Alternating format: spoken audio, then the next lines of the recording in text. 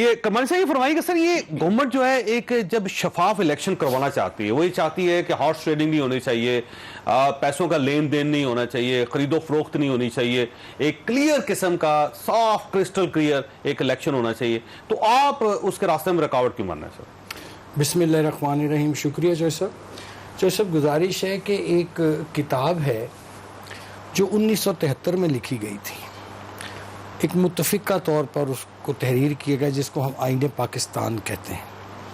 उसमें हर चीज़ की बड़ी क्लैरिटी के साथ बयान कर दी गई है, और ख़ुसूसन जो अभी आपके गेस्ट भी एक फरमा रहे थे कि जो क्लॉज 226 है वो सिर्फ 2 लाइनों की है और बड़ी क्लियर है, जो कहती है कि तमाम इलेक्शंस आइन के तहत होंगे through secret ballot except prime minister का और चीफ मिनिस्टर्स का। ठीक है, देखिए, ये मेरी भी ख्वाहिश, हम सब की ख्वाहिश है कि पाकिस्तान में एक और मैं अर्ज़ करता चलो, ये तो एक है ना, मैंने कॉन्स्टिट्यूशन की बात की, एक चीज़ है, एक लफ्ज़ है जिसका नाम है ज़मीर भी। ठीक है ना जी। जाहिर है लोगों ने माजी में हमें तल्ख तजर्बे हुए, हाल ही में जो चेयरमैन सेनेट का हुआ था उसमें जिस तरह हुआ कि आपके 14 ज़मीर बचे थे, बेज़मीर लोग आए, आज भी आपकी पार्टी के अंदर, इन्होंने, और आपको पता भी है कौन है? नहीं, हमें कैसे पता हो, तो इनको पता है ना जिनके पास गए पता है उसमें। शर्मानी साहब, कहने का मेरा मतलब ये है कि इसका सर बेस्ट तरीका हल ये है, चूंकि हर एक की ख्वाहिश है कि इलेक्शन फेयर होना चाहिए, किसी किस्म की हॉर्स ट्रेडिंग होनी चाहिए, जैसे आज अटॉर्नी जनरल ने कहा है, और बाइसे शर्म है, डूब कर मरने का मकाम है। वो कहते हैं जी कि नोट लेके इस्लामाबाद में बैग लेके लोग घूम रहे हैं। बेस्ट उसका हल ये था कि आप इसको पार्लियामेंट में लाते, पार्लियामेंट में लेके गए, नहीं देखे ना, अब रेफरेंस भी कर दिया, ऑर्डिनेंस भी जारी कर दिया, आप एक कमेटी बनाते, उस पर बैठ के एक बाकायदा इसको पैकेज के फॉर्म में लाते कि वाई सिर्फ के ये सेनेट का इलेक्शन किया जाए, चेयरमैन सेनेट का जो इलेक्शन हो या दूसरी चीजें वो भी होनी चाहिए, फिर उसके जरिए ये एक पैकेज के तौर पर। अगर सुप्रीम कोर्ट ऑफ पाकिस्तान का हुक्म आ जाता है तो फिर देखें जी, सुप्रीम कोर्ट के हुक्म तो आगे तो को बोल नहीं सकता, लेकिन जहां तक मेरी अंडरस्टैंडिंग है कि सुप्रीम कोर्ट जो है वो आइन की तशरीह कर सकती है, और तशरीह भी वहां जहां कोई इबहाम हो, ये तो बड़ा क्लियर है। हाउएवर सुप्रीम कोर्ट तशरीह कर सकती है, लेकिन आईनी तरमीम या उसका क्या तरीक़ाकार होगा वो तो पार्लियामेंट का काम है। ठीक है, अदली बाबा साहब ये फरमाइएगा कि अब जाहिर है पार्लियामेंट का काम है, आईनी तरमीम तो पार्लियामेंट ही करती है, और अगर एक बार सुप्रीम कोर्ट ऑफ पाकिस्तान ने ये कर दिया तो इसका मतलब ये हुआ कि आइन में जो भी तरमीम करनी होगी फिर पार्लियामेंट की कोई ज़रूरत नहीं है, फिर आप एक पटिशन करें, सुप्रीम कोर्ट जजेस बैठाए और वहाँ पर फैसला हो जाए, वकील दलाइल दें, फैसला हो जाए, तरामीम हो जाए। तो ये आप गलत साइड पर नहीं जा रहे? देखिए, 2-3 चीज़ें हैं ना, ये तो हर जमात जो है बिलाशुबा मानती है कि हर दफ़ा हॉर्स ट्रेडिंग होती है, ये भी बिलाशुबा मानती है कि शफाफियत की ज़रूरत है, ये भी बिलाशुबा उनके लीडरों ने कहा हुआ है, चार्टर ऑफ डेमोक्रेसी में कहा, फिर 2016 में नवाज शरीफ ने कहा कि शो ऑफ हैंड्स होना चाहिए, और हर दफ़ा शोर मचा, लास्ट टाइम भी मचा कि जी बहुत ज़्यादा हॉर्स ट्रेडिंग हुई है, सब ने कहा जी हमारे लोग बिके हैं, सब ने कहा जी इंक्वायरी होनी चाहिए, सिर्फ पीटीआई ने इंक्वायरी की और 20 बंदे निकाले। 2018 की बात कर रहे हैं जी, मैं 2018 की बात कर रही हूं। लेकिन ये जो था, ये जो 14 लोग गए थे, इस पे तो कोई इंक्वायरी नहीं हुई, क्योंकि इनको मसला था, इनको इंक्वायरी करनी चाहिए थी, इनकी एलिगेशन है, जिनकी एलिगेशन है, फायदा हुआ है वो भी तो कटारे मारना चाहिए। राइट, तो मैं तो ये कह रही हूँ, मैं तो कह रही हूँ कि 3 इंक्वायरियां होनी चाहिए थी, तीनों पार्टियों की इंक्वायरियां होनी चाहिए थी। अब जब पार्टियां खुद नहीं इंक्वायरीज कर रही तो फिर लॉ को चेंज करने की, अमेंड करने की जरूरत है। अक्टूबर में लॉ पेश हुआ, असेंबली में आया, उस पे मैं तो असेंबली में बैठी थी, वो हुआ क्या कि जी बजाय लॉज डिस्कस करने के वही हुआ जो फैटफ के साथ हुआ था कि जी पहले हमारा एनआर होगा, पहले शहबाज शरीफ की तस्वीर और खुर्शीद शाह की, तो आप सब जमातों की कमेटी बना लें जनाब। तो कमेटी बनी हुई है, उसको 2 दफा स्पीकर ने कोरोना के लिए बुलाया, इन सबको कोरोना के लिए नहीं आए। वो कहते हैं कि जब तक हमारा एनआरओ आप नहीं मानेंगे, हम ना फैटअप पे आएंगे, ना कोरोना पे आएंगे, ना हम इस पे हाउस ट्रेडिंग पे आएंगे, जब तक कि आप हमारा एनआरओ नहीं मानेंगे। अच्छा, वैसे इसमें एक इशू ये है कि इस तमाम सियासी जमातें, जितनी भी सियासी जमातें, उसमें सिर्फ प्राइम मिनिस्टर साहब ये कह रहे हैं कि अपोजिशन रोएगी, इनके जो उम्मीदवार होंगे वो हार जाएंगे, हमारे सेनेटर ज्यादा निकल आएंगे, जबकि ये बात पाकिस्तान पीपल्स पार्टी को कहनी चाहिए, नून लीग को कहनी चाहिए। आप पहले से ही कह रहे हैं कि आप इनके जो वोटर्स हैं उनको तोड़ लेंगे, तो ये तो उल्टा है कि आप एक तरफ ये भी कह रहे हैं, दूसरी तरफ आप सुप्रीम कोर्ट ऑफ पाकिस्तान की बदल भी ले रहे हैं। बात यह है कि मुराद अली शाह का बयान परसों आया, उसने कहा जी हम तो 10 सीटें लेंगे। वो पहले कह चुके हैं कि हॉर्स ट्रेडिंग करेंगे क्योंकि उनकी 10 तो बनती नहीं है।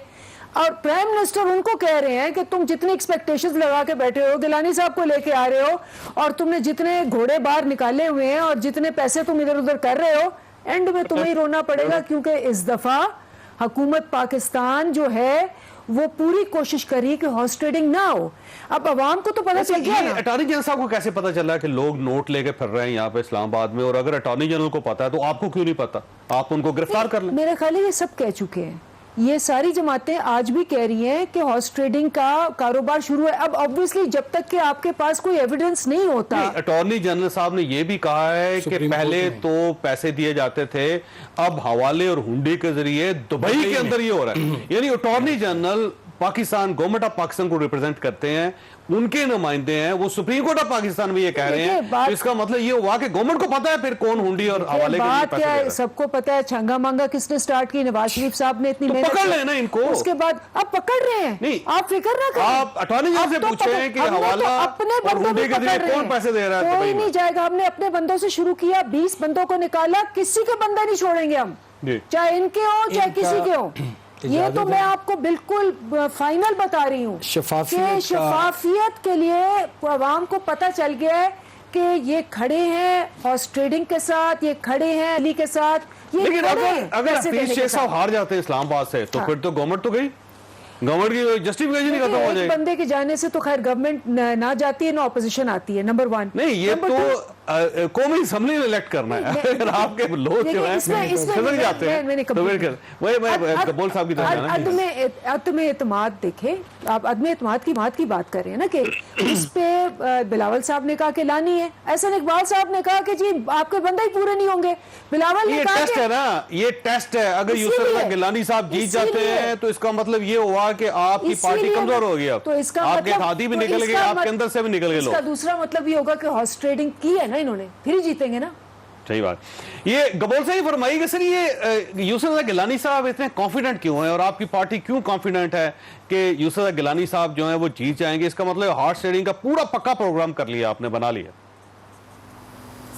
देखिए, ये जो सेनेट का इलेक्शन है ना, ये बहुत सस्पेंसफुल और थ्रिलर वाला एक मूवी जिस तरह आप देखते हैं ना, ये एक सस्पेंस और थ्रिलर।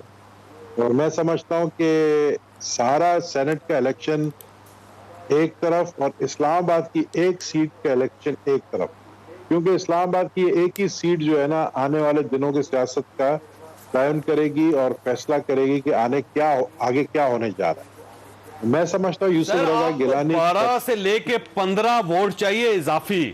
गबोल साहब, वो वोट कहां से आएंगे? अगर आपके उम्मीदवार वोट ले लेते हैं, यूसुफ गिलानी साहब जीत जाते हैं, तो इसका मतलब ये हो कि हॉर्स ट्रेडिंग की फिर आपने।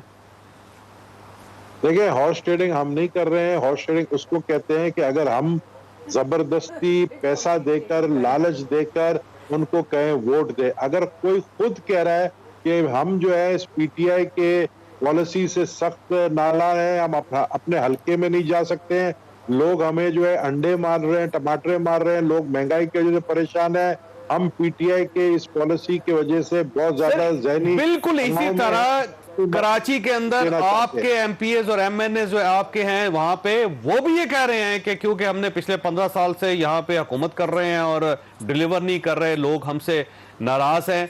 और वो अगर फर्ज करें कि आपके मुखालिफ उम्मीदवारों को वोट दे देते हैं अपने जमीर की आवाज पे, तो आपके लिए एक्सेप्टेबल होगा वो? फिर देखिए, अगर जिस तरह इन्होंने धमकी दी ना, जो हमारी पीटीआई की खातून रुकन बैठी है, उन्होंने धमकी दी है कि हम छोड़ेंगे नहीं, तो मेरे ख्याल में वो धमकी जो है वो सबके लिए है, चाहे उनकी पार्टी के एमपीएस को का खतरा है उनको, असल में एमपीएस से ज्यादा एमएनएस का हॉर्स ट्रेडिंग को नहीं छोड़ेंगे वो। हॉर्स ट्रेडिंग नहीं होगी, हॉर्स ट्रेडर्स को नहीं छोड़ेंगे। अब देखें ना, ये भी एक अफवाह है, ये खबर है कि हलीम आदिल शेख साहब जो है ज़ाहिर आपके एमपीएस के साथ राब्ता कर रहे थे, उनका अपना एक ग्रुप है और उनको पकड़ के आपने अंदर कर दिया। नहीं, वो तो पुलिस ने एक्शन लिया है, ज़ाहिर है वहां पर जो सूरत हाल पैदा हुई है। लेकिन मैं ये जरूर आपको कहूंगा कि 22 एमएनएस है, एमएनएस देखिए, हमारी ज्यादा इस वक्त फोकस जो है वो एमएनएस के ऊपर है, क्योंकि हमें यहाँ सिंध में कोई खतरा नहीं है और हम सिंध में और इस्लामाबाद में ज्यादा अपना फोकस रख रहे हैं। इस्लामाबाद में हमारा बिल्कुल कंट्रोल में है सब कुछ, सिंध में, और इस्लामाबाद में जो जो हम जो कर रहे हैं वो ये कर रहे हैं कि जो अराकीन पीटीआई के एलाइज, खासकर मैं एलाइज की बात कर रहा हूँ, वो उनके साथ हमारा राब्ता है, जो एलाइज है, और वो एलाइज के साथ हम उनको, जाहिर है हमने कोई कुछ सोचकर एक फॉर्मर प्राइम मिनिस्टर को लॉन्च किया है, उनको एज अ कैंडिडेट लॉन्च किया है। मैं नहीं समझता यूसुफ रजा गिलानी जो है अपने सियासत के ऊपर इतना बड़ा धब्बा लगाएंगे सेनेट के इलेक्शन हार कर। तो जब उनको ये अश्योरेंस दी गई तो फिर उन्होंने जो है अपने नॉमिनेशन पेपर्स भरे हैं। अब उनके ऊपर एतराजात, लेकिन फैसला महफूज है उनके बारे में, ये ध्यान में रखेंगे। अगर कल उनके कागजात रिजेक्ट हो जाते हैं तो आपकी जो ये जो विनिंग हार्स है ये तो मार खा जाएंगे। हम ये समझते हैं कि ये हुकूमत जो है इलेक्शन कमीशन को प्रेशराइज करती है, और हम समझते हैं कि ये एक ऐसा फैसला आएगा जिससे हुकूमत को अपनी हार नजर आ रही है, और वो इलेक्शन कमीशन जैसे इदारे को जो है प्रेशराइज करके ये फैसला अपने हक में। वैसे कितने एमएनएस आपके साथ राब्ते में है जो यूसुफ रजा गिलानी साहब को वोट देंगे सर? जितने भी इनके जो हलीफ जमाते हैं उन सब के साथ हमारा राब्ता। ठीक हो गया।